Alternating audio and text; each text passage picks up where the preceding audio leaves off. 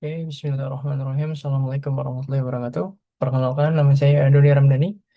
Di sini saya akan mempresentasikan materi mengenai pajak penghasilan pasal 4 ayat 2 yang dikenal juga dengan istilah PPh final. Oke, langsung saja. Oke, pertama-tama saya mulai dari pengertiannya yaitu pengertian pajak penghasilan pasal 4 ayat 2. PPh 4 ayat 2 merupakan pajak yang dipotong atau dipungut dari penghasilan yang dipotong dari bunga deposito dan tabungan lainnya, bunga obligasi dan surat utang negara, bunga simpanan yang dibayarkan koperasi, hadiah undian, transaksi saham dan sekuritas lainnya, serta transaksi lain sebagaimana diatur dalam peraturan perpajakan. Terus berdasarkan ketentuan PPh pasal 4 ayat 2 ini, pemerintah mengeluarkan peraturan pemerintah untuk menggunakan PPh final atas penghasilan tertentu dengan pertimbangan kesederhanaan, kemudahan, serta pengawasan. Pengenaan PPh final, sebagian berasal dari ketentuan pasal 4 ayat 2 ini, pemajakan atas jenis penghasilan tertentu diatur dalam pasal 4 ayat 2 UU PPh. PPh terutang dihitung dengan menerapkan tarif tertentu atau tarif tunggal terhadap penghasilan bruto dan bersifat final. Nantinya, pajak ini tidak bisa dikreditkan atau digabungkan lagi di akhir tahun saat pelaporan SPT tahunan. Nah, objek pajaknya ini bisa berupa bunga deposito, hadiah undian, hingga transaksi saham dan properti. Nah, juga pemerintah menetapkan PPh final ini agar sistem perpajakan lebih sederhana dan mudah diawasi. Nah, penghasilan dikenai tarif tertentu langsung atas penghasilan brutonya, tanpa pengurangan biaya-biaya, jadi pembajakan selesai itu di saat itu juga. Oke, next. Di sini ada pengertian pemotongan bersifat final. Nah, bersifat final artinya pemotongan pajak atas penghasilan ini tidak dapat dikreditkan pada perhitungan PPh badan maupun orang pribadi pada akhir periode atas pajak yang bersifat final ini. Nah, tidak dapat dikategorikan sebagai pembayaran di muka atas PPh terutang, melainkan merupakan pajak yang sudah selesai dan bersifat terpisah, sehingga tidak dapat dikategorikan sebagai kredit pajak. Nah, selain itu, pajak final harus dilunasi dan diselesaikan dalam masa pajak yang sama, baik dengan cara pemotongan oleh pihak lain ataupun dengan cara disetor sendiri.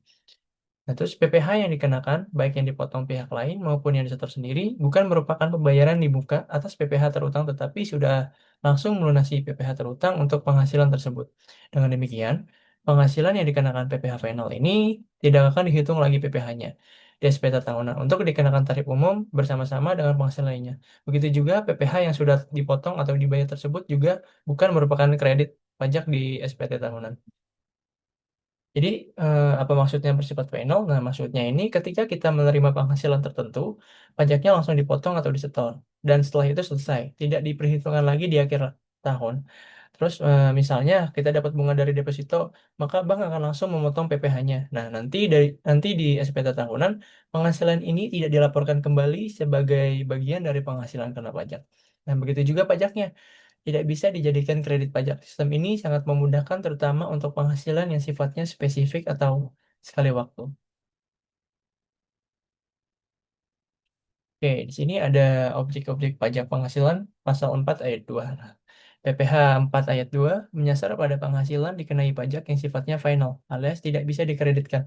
Nah, berikut ini adalah rincian lengkap objek PPh pasal 4 ayat 2 yang dikenakan pada jenis tertentu dari penghasilan atau pendapatan, yaitu ada hadiah berupa undian, dan juga ada bunga dari deposito dan jenis-jenis tabungan, bunga dari obligasi dan obligasi negara, dan bunga simpanan dari tabungan yang dibayarkan oleh koperasi kepada anggota masing-masing. Juga ada peredaran bruto atau omset penjualan. Nah, sebuah usaha di bawah 4,8 miliar dalam satu tahun pajak. Terus ada transaksi saham dan sekuritas lainnya, transaksi derivatif yang diperdagangkan di bursa, dan transaksi penjualan saham atau pengalihan penyertaan modal pada perusahaan mitra atau pasangannya yang diterima oleh perusahaan modal ventura atau usaha. Terus juga ada transaksi pengalihan harta berupa tanah dan atau bangunan usaha, jasa konstruksi, usaha real estate, dan persewaan atas tanah dan atau bangunan. Juga ada pendapatan tertentu lainnya sebagaimana telah diatur dalam atau sesuai dengan peraturan pemerintah. Ya, di sini ada tarif PPh pasal 4 ayat 2. Nah, besaran tarif PPh pasal 4 ayat 2 berbeda-beda untuk setiap jenis penghasilan yang dikenakan pajak. Nah, di sini berikut ada daftar tarif PPh pasal 4 ayat 2 menurut jenis penghasilan. Nah, yang pertama itu ada tarif sebesar 25% untuk penghasilan berupa hadiah undian. Terus juga ada tarif sebesar 20% untuk penghasilan berupa bunga deposito serta jenis-jenis tabungan dan obligasi negara. Terus juga ada tarif sebesar 10% untuk penghasilan berupa bunga tabungan yang dibayarkan koperasi kepada para anggota. Terus ada juga tarif masing-masing 0,1% dan 0,5% untuk penghasilan dari transaksi penjualan saham pendiri dan saham bukan pendiri. Terus juga ada tarif sebesar 2,5% untuk penghasilan berupa transaksi derivatif yang telah diperdagangkan bursa. Juga ada tarif sebesar 0,1% untuk penghasilan dari transaksi penjualan saham atau pengalihan penyertaan modal. Juga ada tarif sebesar 5% untuk menghasilkan dan transaksi pengalihan hak atas tanah atau bangunan dan usaha real estate. Terus juga ada tarif sebesar 10% untuk penghasilan berupa persewaan tanah atau bangunan. Dan juga ada tarif sebesar 2% hingga 6% untuk penghasilan berupa jasa konstruksi. Juga ada tarif sebesar 10% untuk penghasilan atas dividen yang diterima oleh wajib pajak orang pribadi dalam negeri. Dan yang terakhir itu ada tarif sebesar 0 hingga 20% untuk penghasilan berupa bunga dari kewajiban. Nah, terus di sini ada jenis penghasilan yang dikenakan PPh Pasal 4 Ayat 2. Nah, sedikitnya ada 5 kategori penghasilan yang dikenakan PPh Pasal 4 Ayat 2. Yaitu yang pertama ini ada penghasilan berupa undian, hadiah undian. Dan yang kedua ini ada penghasilan bunga dari deposito dan jenis-jenis tabungan, bunga dari hasil obligasi dan obligasi negara, serta bunga simpanan dari tabungan yang dibayarkan koperasi kepada anggotanya.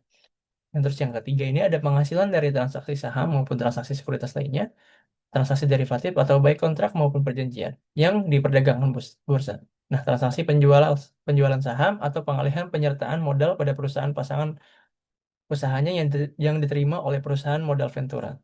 Dan yang keempat ada penghasilan dari transaksi pengalihan harta berupa tanah atau bangunan, usaha jasa konstruksi atau usaha real estate dan persewaan tanah atau bangunan. Dan yang terakhir ada penghasilan tertentu lainnya yang diatur khusus oleh peraturan pemerintah atau PP.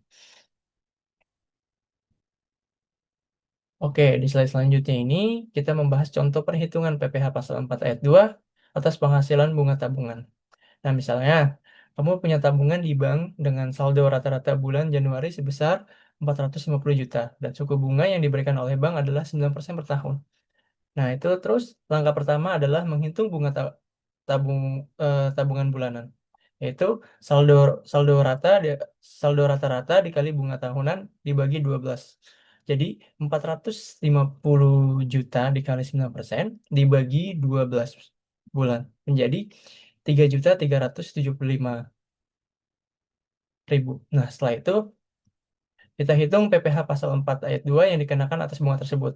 Nah, tarif pajak bunga deposito dan tabungan berdasarkan PP nomor 131 tahun 2000 adalah 20%. Nah, maka 20% dikali 3.375.000 sama dengan yaitu 675.000 untuk di bulan Januari. Terus kemudian di pajak PPh pasal 4 ayat 2 ini mau dikalikan sebanyak jumlah bulan dalam 1 tahun untuk mendapatkan pajak tabungan per tahun. Nah, pajak tabungan per tahun itu PPh pasal 4 ayat 2 dikali 12 bulan, yaitu 675.000 dikali 12. Jadi menjadi 8.100.000. Maka pajak tabungan per tahun yang harus kamu bayarkan adalah 8.100.000. Nah, pajak ini langsung dipotong oleh bank sehingga kamu sebagai nasabah penerima bunga bersih setelah dikurangi pajak. Nah, karena bersifat final, pajak ini tidak perlu lagi dilaporkan atau dikreditkan di SPT tahunan. Pajaknya sudah selesai dibayar saat diterima. Oke, lanjut di slide ini kita masuk ke contoh kedua yaitu PPh pasal 4 ayat 2 atas hadiah undian. Nah, misalnya kamu mendapatkan hadiah dari brand X senilai 10 juta. Atas hadiah ini, kamu wajib membayar PPh sesuai PP nomor 132 tahun 2000 yaitu sebesar 25%. Nah, rumusnya itu sangat sederhana ya. 25% dikali nilai hadiah yaitu 25% dikali 10 juta. Nah, jadi hasilnya itu 2.500.000. Nah, maka pajak PPh yang harus kamu bayarkan senilai 2.500.000. Nah, dan uang tunai yang dapat kamu miliki dari hadiah tersebut senilai 7.500.000. Nah, terus PPh atas hadiah tidak dibayar oleh penyelenggara, tapi oleh penerima hadiah kecuali penyelenggara menanggung. Nah, pajak ini juga bersifat final, tapi tidak dilaporkan kembali di SPT tahunan dan tidak bisa dikreditkan.